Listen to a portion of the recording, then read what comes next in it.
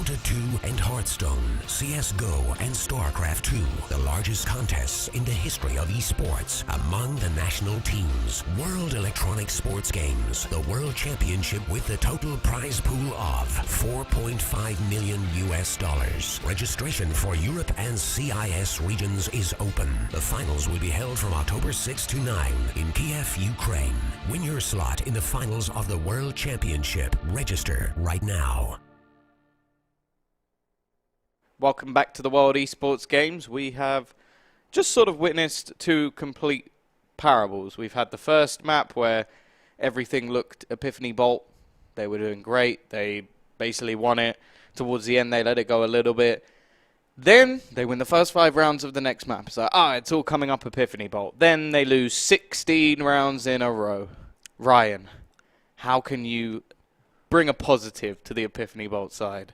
I'm not going to bring a positive. You have to. I don't want to kind of lie to everyone at home and say that there is a positive way to describe that. There is never a good scenario for that to get pulled off. And the biggest thing that went wrong for them was every single frag, no matter where it was being found, came up trumps. Rubino, consistently, he went squeaky, he got a pick. He went A-main, he got a pick. He would never get punished. He didn't even really go A-main, he just kept going squeaky. He just kept going squeaky over and over. Must have went there about 6 times. Like, no responses being made. Consistent picks handed right into their hands. And, well, as much as we had some very nice stuff coming in the first map, if you are just going to allow a team to play exactly how they want to play instead of kind of forcing them around the place, then it is going to become rather easy for Norway to start to really kind of punish them and bring it back into their favor in comparison to the first map where it was very much more of Epiphany Bolt going, okay, you have to play a little bit more seriously, you have to play these style of setups.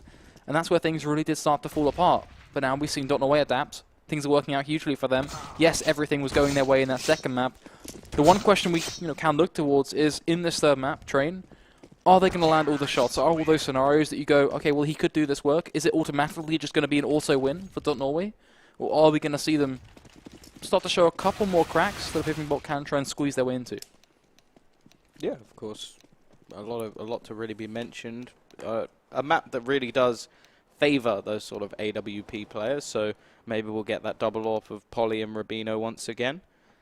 Of course, definitely intrigued to see the CT setup from Norway, because I don't think their Mirage setup was particularly good. As said, we saw Rubino towards middle and didn't seem to utilise his talents too well, whether or not there was a big difference between Cash. It is just whether or not he stepped up individually or if it was the position, which I do think it could have been, because he seemed very confident playing over towards A.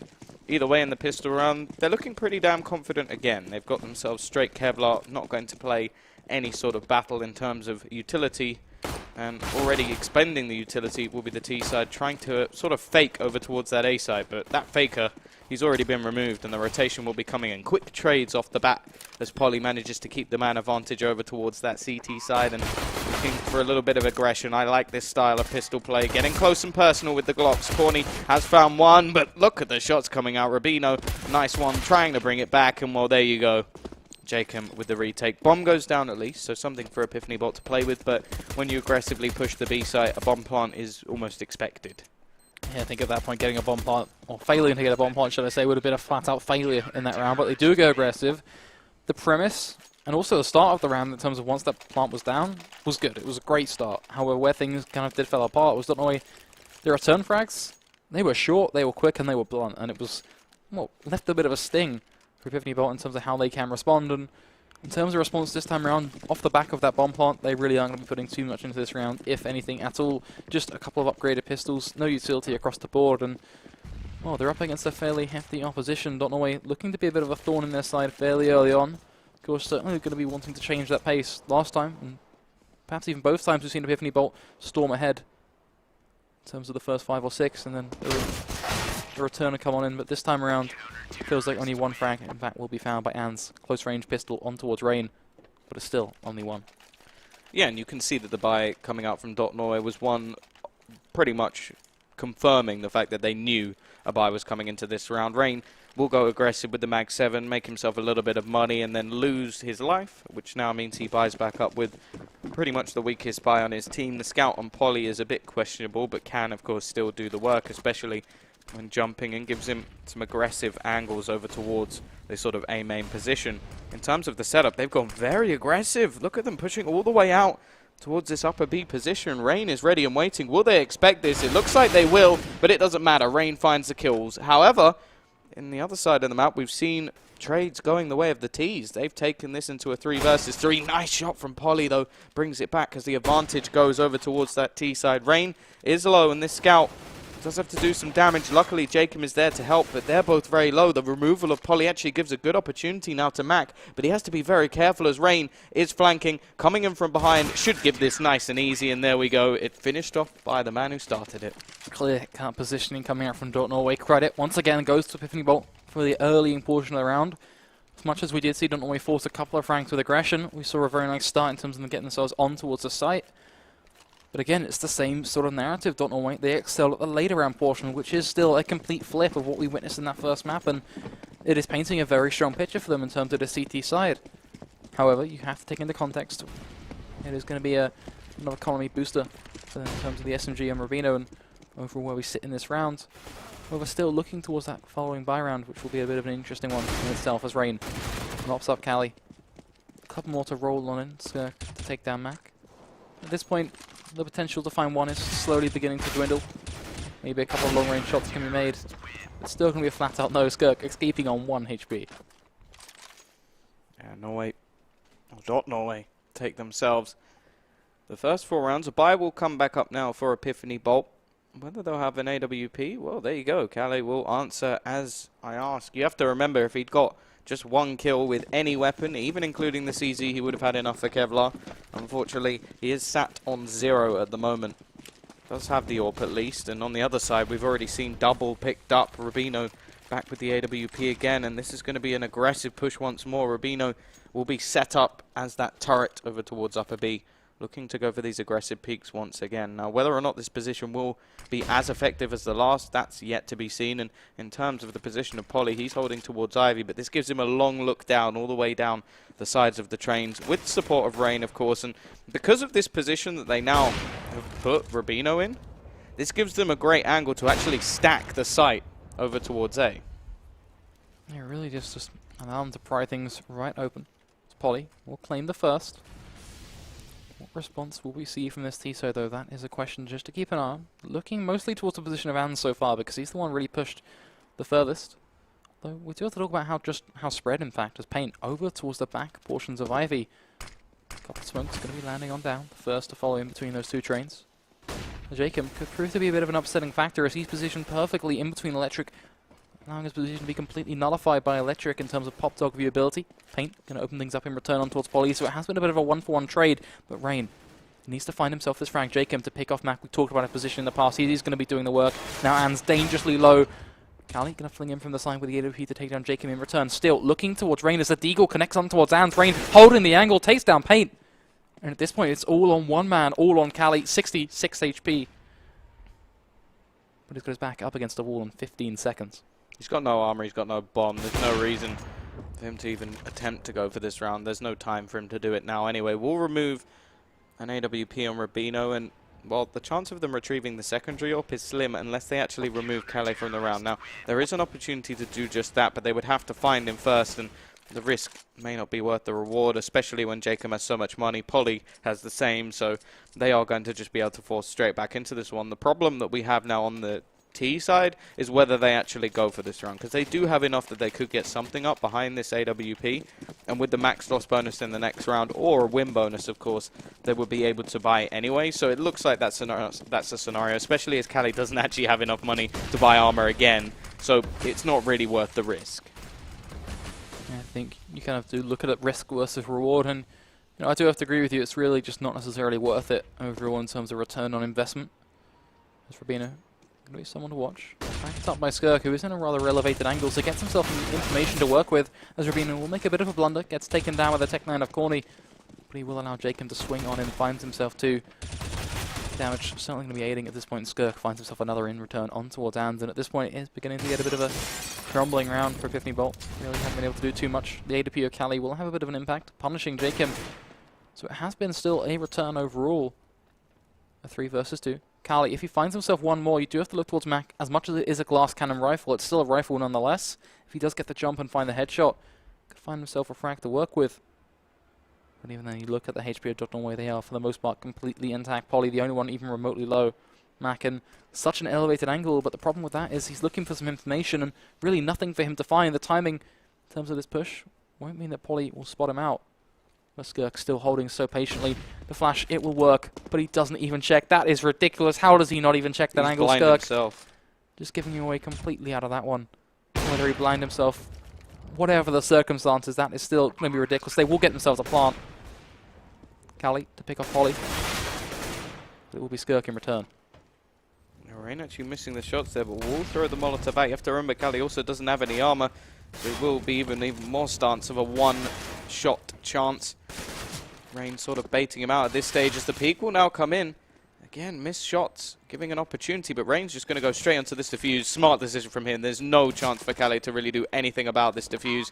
Can try and go for the wall bang, but it's just not the case, and if he dies, now they're in trouble because he's still, well, will have enough to buy because of that bomb plant, but I don't think he has enough for that AWP, and no one's even going to drop it for him. So they're just not going to have it as a factor. And you look at the sort of fragging ability of this team so far, Calais has been one of the main positions. So I am intrigued to see that they don't drop it. Yeah, it's just one of those questions you ask why, and unfortunately we can't quite call down a response.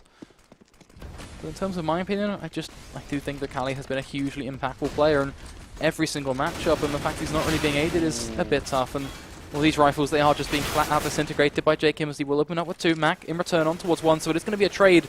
Not quite a trade enough though as Rain. Now just going to be tapping away, playing for the confidence card. And it's all just coming up trumps, albeit 16 HP. Polly there to support him, takes down Mac, and at this point he's just holding the angle and going to punish him for just that task. But how much can one man do in a 1 versus 3? Still trying to take down Skirk, but it's not going to happen. The rifle and the M4 of that Ring Supreme, a smooth headshot coming on in. And at this point, they are staring down the barrel of a 7-0 scoreline. What did Epiphany Bolt do here in terms of response? We talked about how Kali was not really getting to do too much in terms of economy. Now it's not just him, it's practically every single player.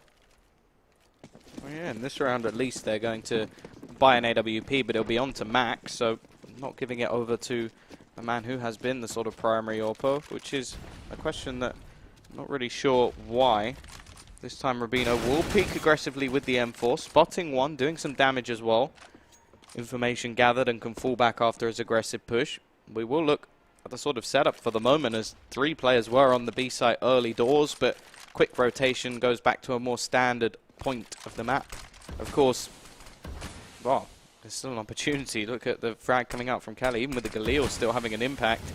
Rain, now this individual, sort of a standard way to play the B site, having 1 player there, but not really by choice. And in fact, the rotation will now come in. Kali gets given another frag, caught out. Rubino will eventually trade, but this is looking more and more like the T's have finally found the weakness, and Kali may just be just that. Skirk holding the angle, looking to peek over the smoke at the moment, but will he find the frag? Yes, he will. Nice and easy. Spotted the player looking for more. Gets it as well. Doesn't even seem to react to the fact that they have just had a player killed from that spot. I suppose the silencer can give a little away, but at the same time should have had an idea of the position of Skirk. Now has the ability to not only take 2 lives, but stay perfectly intact. Even going to have that rotation spot ready, holding over to the right side of the train as now Jacob sort of baiting out these pushes. Another kill for Skirk, holding down all of the angles, and Jacob peeks out, finishes things off, and a nice start to the round once more will be ended by a better finish from Norway. It seems to be the running trend. A nice start, but it's still Norway crossing over the line, and it really is a bit of a narrative in itself. It's all well and good to be praising a team for, making a bit of a good showing. But what is a good showing when you're looking down the barrel of losing the series, Tom, after what was still a very, very strong first map? It's painstaking to watch how that second map did unfold. 16 in a row back-to-back, and we are beginning to get to a bit of a marker now where it's currently been 8 in a row. When will it stop? Jacob going to be going aggressive, punished by these pistols. Rubino second to fall, as the Tech-9s will be going up close and personal with an Ivy stack. They now look to see how far will they wrap. Will they go deep into CT and go on towards the B site, or will they dive and warm their way on towards the A site as Mac going to get caught by Skirk. Polly to find another one towards Paint, so they will make things nice and close and contested as it swings to a 2 versus 2, but Rain's position will be rather impactful as Hans turns it on towards Polly. It's going to be the long-range battles, but Kali will pick it off, and that is going to be the first coming onto the board for Epiphany Bolt. They've made something stick. They're throwing it all at the wall. But how long will that mentality last? Yeah, the one thing that has been beneficial to them is the fact that the rounds have actually been pretty close. This means that even one more round will actually reset the economy of Norway, and then they have a good opportunity to actually build up enough rounds to see a reasonable CT side. And, well, you look at the sort of CT side on Mirage, it was actually very, very good. On Cash, much more difficult to sort of say anything of the sort, as they actually lost 16 rounds in a row on either side, so it doesn't really matter which side was bad, which side was not. They didn't get any rounds on the CT side, but that may not be the problem. Quick aggression again, the Tech 9 doing the damage. Maybe the pistol aggression is the way to make this work, but Polly with the AWP taking the long-range duel will get one, but quickly get removed. Mac ready and waiting with the AK. He's gone aggressive, the style I like to see on this map. However, he quickly gets ended himself, and now Corny trading things back, leave it to a 2 versus 2. Still a little too close to comfort, but the Molotov is going to be going down. Look how JKM's position, bites right from behind. Now swinging and looking for a second. Still no response being made from Corny in terms of checking for JKM, and this nerve-wracking play is really beginning to get a little bit rough, but he picks off Rubino, swings around for the second. JKM will connect the shots, but even if he didn't, the Molotov would have just ticked on away. But JKM going for the defuse, and I have a feeling he has quite a lot of time to toy this one out. Will still be a couple of seconds to go.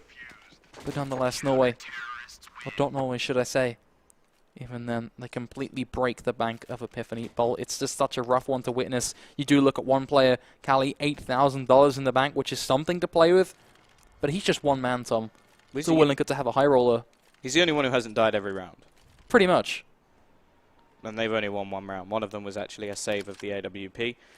Pause has come out. I would imagine this is an Epiphany Bolt pause. They're looking like they are going to go for a buy here, which I can understand. They managed to make it work with the Tech 9s. The loss bonus will give them 1,900, which, yes, will be a better buy, but may not be anything too insane. The fact is, even if just Cali bought here, they'd be able to get AKs on the board in the next round. So whatever they decide to do, they can go for something a little bit more interesting than nothing. And they know that they have brought the Norway economy a little bit lower. They should know either way. So this is one of their best chances to get themselves properly back into the game, rather than actually just saving and getting, say, 10 or 11 rounds for Norway just as a freebie. So it's now looking like now or never, in a way. Of course, much better performance coming out from Jacob. He's right at the top of the board, and Rubino hasn't had that same sort of flair, but they're still doing the job just fine. They've only lost one round. I do have to say it has been much closer in a lot of the battles that we've seen, and not such a dominating performance. Skirk as well, having a really nice performance, picking up frags across the board, and actually having one of the better games that we've seen from him. Either way, not too much to say about the Epiphany Bolt side. It really is a tough one, because you have to kind of identify what is going wrong for them, but it just feels like at this point we've gone from saying, and gone from witnessing overall really a couple of mistakes where they did start to play a little bit less kind of conforming to the normal strategies, and now they are just flat being run over. There really is no way to sugarcoat it. We can't just kind of let it gloss on by. There really hasn't been even a shred of hope for, in certain scenarios for Epiphany Bolt. Yes, I kind of do look towards Cali. He's the one player really going to be kind of the one to look towards. But that's just because he's been kind of a top player for me in general throughout this kind of scene, but also in this lineup. But then still, it kind of comes back, as much as you discuss Rain, you discuss Jacob, and you go, well, how much can they do as this kind of singular objective? Unfortunately, Cali, he might be good, but he's not that good. Yeah, I'm a little bit less on the bleak side. I think they've cut a lot of these rounds closer than the scoreline actually suggests, and you can see that just by the basis of the Norway money. They still have an opportunity, if they manage to win this round, that the reset will come in onto Norway, and then they can get themselves, say, 4 or 5, and it really isn't that much of a bleak scenario on a map like Train. Train is one of those sort of T-round grinds, and although it has come further back to maybe a 9-6-10-5 scenario from a much further standpoint, it definitely does seem that they do have some sort of ability to do so. Yes, Calais has been one of the sort of better standpoints for this team, but I wouldn't rely solely on him. I think there's still Corny having a few exciting moments, and I wouldn't be surprised if we saw Paint and Ann step up as well. I think they've got plenty of ability to do so. The idea in this round, at least, is to go fairly aggressive, but the CT side seem to have a similar standpoint. It's going to be the MAG and UMP combination. I think they're expecting an eco of some sort in this round. There we go. Rain will soon spot out that that's not the case. Finds one, actually gets the second as well, and now Rubino's there to just shut down this push. The AWP not really given too much of a chance, and that's what the most intriguing thing for me in this round, that you have an AWP, it can open a position, and the way that you go for the round is to aggressively push onto B. I'm not so sure that that was actually the right decision. I think maybe waiting 10, 20 seconds could have actually been a better standpoint to see if an entry can be made onto A and then explode onto B. Either way, it could be down to the sort of aggressive push not being expected, but it's happened multiple times now, and really it should be the case. That nade, Rubino getting hit by the nade and blown out of the map by the nade does give them a bit more of a chance. And of course on a Mag 7, definitely not the ideal weapon to have when you're looking to push towards that B site. Popdog does give him an avenue to play with, but at the same time, either way, he's got to try and trade that out and find something a little better. Overall, all eyes going to be on towards Polly from the CT side to try and hold off this ramp push. Epiphany Bolt, they want to get up close and personal on towards the B site, play for that plant, but they appear to still be having a couple of second thoughts as now some more defensive utility will, of course, be popped. Kali, the first man to be creeping on out, going to be trying to go for a bit of a close-range shot, but Jacob going to push in from behind. Just the timing is going to work out so beautifully well, because now he's right behind them. They still have no idea he's there. He spots out both players. Now he has the perfect opportunity to go for the spray down, finds the first, won't quite be able to land the second. Kali will respond with the pistol close range, but Polly is in such a nice position to hold this one off. Skirk going to catch him off guard. It will go in favour of Norway, and at this point I do kind of return back to that kind of discussion we were talking about, whether it was the bleak perspective or whether it was more just things haven't really been working out. For me, it does come kind of from full circle. You mentioned ability. One thing I will agree with you on is they have a lot of ability. However, it's all well and good to be really good players. We don't quite know how to utilise that raw talent. Things once again find themselves crumbling, and well, it's a 10-1 scoreline. I might not necessarily quite reflect on how this game has swung, but it's still a 10-1. Oh wait, they only need 6. Get themselves a series win. Polly going to be looking to open up this round.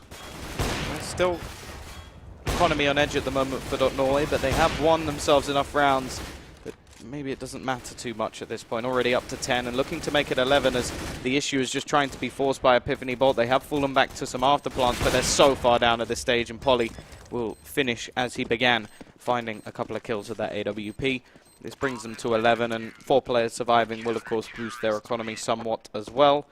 T-side, well, that sort of one round in the middle has hurt them a little bit now. You talk about that economy, it's not going to be anything too great. They will have a loss bonus that's relatively decent, but at the same time it's only going to be enough to go for these pistols. I'd quite like to see another attempt at an Ivy rush, because although it didn't work out overall, they were quite successful in the way they actually took the site and tried to fight things back. So maybe go for somewhat of a standpoint again. Polly was isolated previously, and this may actually be what we see from the CT side in terms of their setup, because that was one of the rounds that came pretty close. They now have 3 players initially situated very, very close. However, the T's, they've actually opted to go for a similar sort of standpoint of the last round, where they throw out the smokes and try and get as close and personal. However, Jacob, he has other ideas. It will be a quick trade, but it's still Jacob just hanging around, and he's actually got the bomb in Popdog, which is just a horrible standpoint. Goes with the pistol, doesn't reload his rifle because doesn't think he has time, and well, Paint will at least get himself one.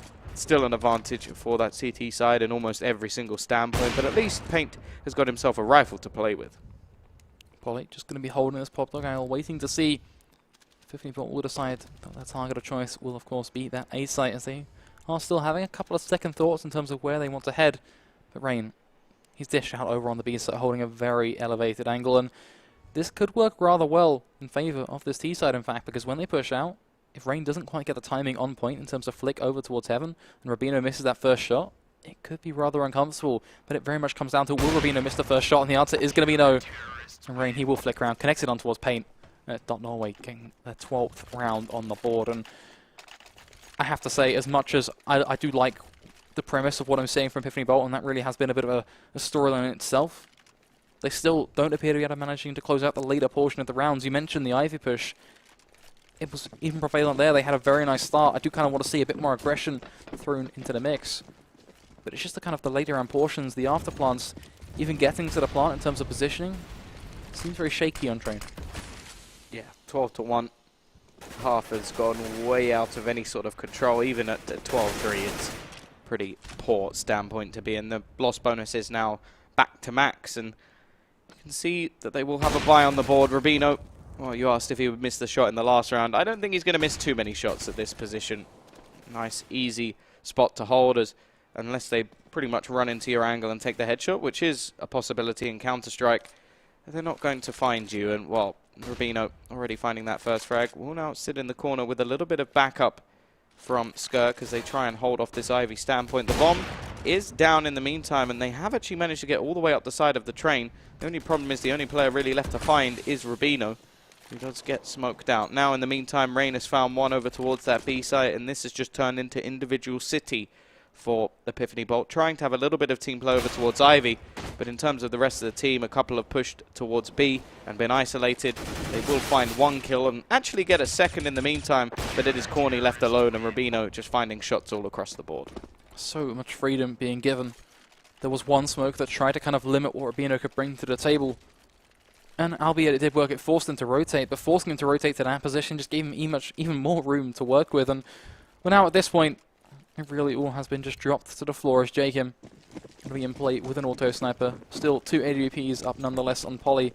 Rubino, some Zeus's being thrown into the mix, and well, this is the Norway that we were wondering if we would see them going back to this almost jokey style, trying to just go to the close range, and he doesn't even want to whip out the auto sniper, he just goes to the 5-7 up close and personal, will find himself getting punished. Rubino quick to trade things back. Mac now going to be doing some work with that auto sniper, but still quick to fall, and at that point is stranded on top of the train. Yeah, now back to a 3 versus 3. The T's with one of their better opportunities, but we've seen how these late round scenarios seem to go.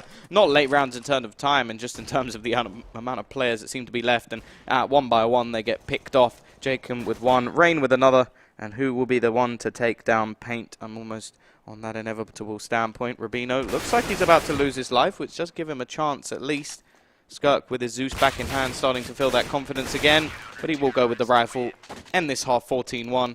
And although some of the rounds may have been a bit closer, it doesn't really matter when you lose it 14-1. Are you still feeling the optimism, Tom? Because you did feel like you had some shred of hope. I thought that they could have done something in the last few rounds. Like if they'd reset their economy, then there was a chance for them to come back. But they just didn't really do anything with the frags that they found, and would then continue to push in the same sort of standpoint, just giving them back to Norway to play with.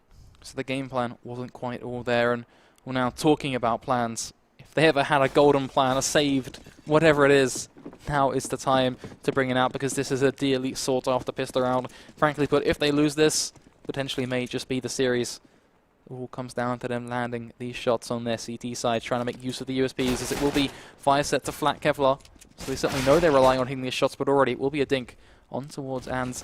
Now it's left down to 15 HP, but Kali gonna swing in from the side, captures one off, looking to catch out a second. Rain will respond in return on towards Kali, opens up with the second on towards Paint, finds a third on towards Ans. This is just unstoppable, a bloodbath being created by Rain over on towards the site at this point as the bomb now still doesn't even need to get into position. Rubino gonna push on through, Corny there to punish Jacob, so CP side certainly are clawing this one back nonetheless. But Rain still standing, he's found himself 3 so far, can he even find himself a 4th? Corny, he's got the bomb in his grasp. Just going to be playing this one nice and passively, and I'm hoping we don't see a push come in, because this is actually rather nice for the CT side. Now they have a crossfire. The Skirk brings it back to a 1 versus 1. Yeah, they do get the pistol at least, so a second round back on the board for Epiphany Bolt. They've still got 12 to even get back to an even standpoint. The buy will come back in for the Norway side, and you have to sort of look at this position now. They're going to try and make this worth with the pistols. The Deagles in play on this map is no surprise. A lot of long-range spots that, although the Tech 9 can close down when running, definitely are not as favoured as these Deags. Rubino, Skirk, and Rain, of course, will have one in hand. But on the other side of things, we still have 3 rifles, so no risks being taken, really, by the Epiphany Bolt side. They've gone quite heavy here. Haven't got too much utility, which could be their downfall in terms of the ability to slow the push versus these pistols, but already starting off with quite a bit of damage onto Skirk should give them a decent advantage. That is going to be the idea, just really utilise that advantage to catapult them back into this game, as Ans will pick off Rain. Key thing to watch will be if the positions of these two players will also be paying any dividends. Corny looking to make himself some money, but also finding the frags ever so importantly. Kali to pick off Rubino. Do you see Skirk find himself 1, but it only seems to be 1. They will all be mowed down. Kali stepping up huge in that round, mopping him up with 3 with the Famus. That does make things much more of a clear-cut picture. Epiphany Bolt, they get themselves to 3, and we talked about this kind of 12-3, the meaning of things. Of course, it's not quite 12-3, it's in fact 14-3. But even then, it's very much the same sort of storyline. Norway, they don't really have too much to invest in this round. It's really not worthy of them investing either, so the best play is just to invest maybe 1 or 2 flashbangs and some P250s, which we will see them follow up with just 1 sultry flashbang in the hands of Rain. But overall, their game plan still is just going to be play for a flat-out plant, as the Molotov will go on down, and they are just going to be running into the fire and the flames. Corny looking to make some money with the SMG. Ravino going to be pushing up close and personal. Corny just making so much money, mowing them down. And really complete bloodbath made of that A ramp. Yeah, at least able to start their CT with quite a bit of money, which is, of course, always a benefit. Doesn't look like they're going to take things lightly either. Bonus rounds at this stage, when you can only afford to lose 2 rounds, don't really have the same amount of value. It's more something for a start of a map, or if you're in the lead, to make that extra cash. So we will see the full force on the actual rifles they have.